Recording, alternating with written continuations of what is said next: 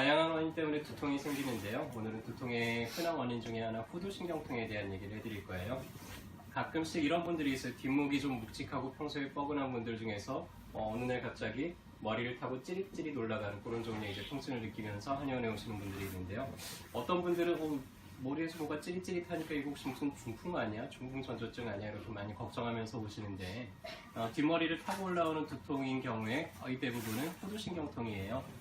머리 뒤쪽으로 머리 뒤를 타고 뒤통수를 타고 올라가는 신경들이 있는데 이걸 이제 우리가 후두신경이라고 부릅니다. 가운데 있는 걸 대후두신경이라 그러고요. 바깥쪽으로 가는 걸 소후두신경이라 그러고요. 이 가운데로 조그맣게 올라가는 게 있는데 그거는 이제 제3후두신경이라고 얘기를 해요.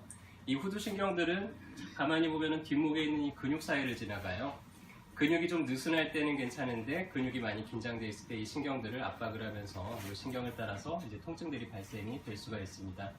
현대인들 보면은 대부분 자세가 별로 좋지가 않아요.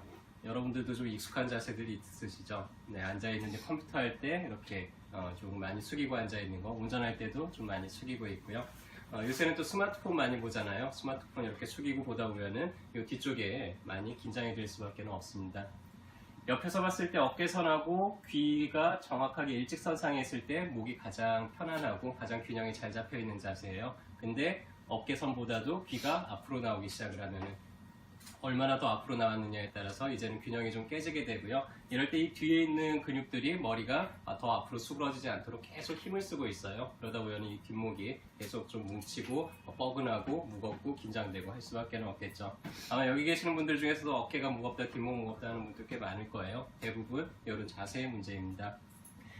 후두근이 긴장이 되게 되면은 이 사이로 가는 신경들이 압박이 되면서 이 신경을 따라서 찌릿찌릿하는 그런 통증들이 나타날 수가 있는데요. 주로 통증 양상 자체는 약간 좀 찌릿찌릿하는 그런 식으로 많이 표현을 하고요. 편두통인 경우에는 두통이 있을 때 좀 울렁거리거나 어지러움증이 있는데 이 경우는 이제 그런 거 없이 머리만 아픈 경우들이 많고요. 자, 고개를 숙이면은 뒷목이 더 많이 긴장이 되고 팽팽해지겠죠. 해서 고개를 숙이면 통증이 더 증가가 돼요. 그래서 어떤 분들은 고개를 숙이면 마치 뭐가 쏟아질 것처럼 아프다 이렇게 표현을 하기도 하고요. 머리를 이렇게 흔들면은 근육들이 한 번씩 이렇게 수축이완이 되면서 신경들을 좀 자극을 하겠죠. 해서 머리를 흔들면은 머릿속이 막 울리듯이 이렇게 아프다고 표현하는 그런 분들도 있습니다. 여러분들이 스트레스를 받으면은 어깨에 힘이 들어가나요? 빠지나요? 힘이 더 들어가죠. 해서 어떤 분들은 스트레스만 받으면 머리가 이렇게 더 아프다고 이제 얘기를 하고요. 그 이유는 이렇게 힘이 더 근육에 들어가기 때문이죠. 막 활동할 때는 차라리 좀 아픈 걸 좀 덜 느껴요. 근데 가만히 앉아서 뭘 하려다 보면은 그럴 때 더 통증을 느낄 때, 그럴 때 이제 후두신경통을 한 번 정도 의심을 해볼 수가 있고요. 진단은 신경이 자극이 됐기 때문에 그 자극받는 신경을 자극을 직접 줘보면은 그 찌릿찌릿한 느낌이 그 자리에서 바로 재현이 돼요. 그래서 대후두신경이 지나가는 자리나 소후두신경이 지나가는 자리를 손가락으로 이렇게 톡톡톡 두드려 보면은 그러면 뭐가 찌릿찌릿하고 이렇게 올라가는 거를 바로 느낄 수가 있고 그걸로 이제 진단을 할 수가 있습니다. 일단은 치료는 침으로 쉽게 잘 치료가 돼요. 요 뒤에 있는 후두하고 후두직근들이 많이 긴장이 돼서 생기는 게 첫 번째 이유라 그랬잖아요. 해서 침으로 뒷목에 있는 근육들을 좀 이완을 시켜주면 통증이 좀 쉽게 가라앉고요.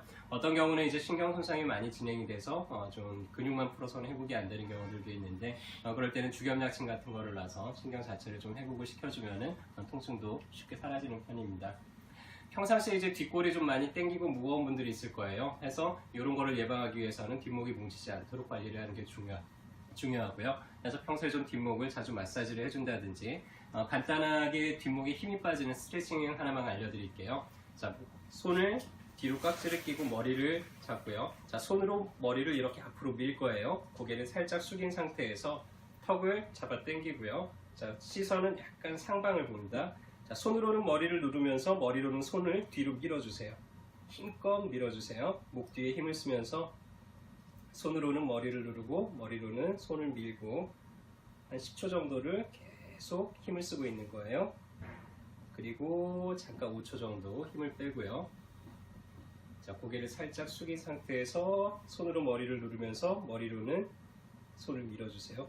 자, 시선은 살짝 상향을 보시고요.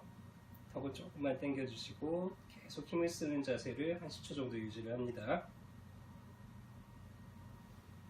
네, 됐습니다. 좀 시원하세요?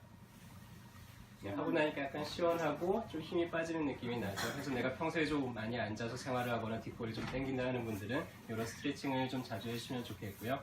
때로는 누가 내 뒷머리, 호두화근에 이렇게 손을 받쳐놓고 가만히 있다 보면은 이대로 이제 가만히 숨을 쉬다 보면은 스르르 이제 힘이 빠지면서 그러면서 머리에 혈액량도 좀 증가가 되고 하는 방법들도 있습니다.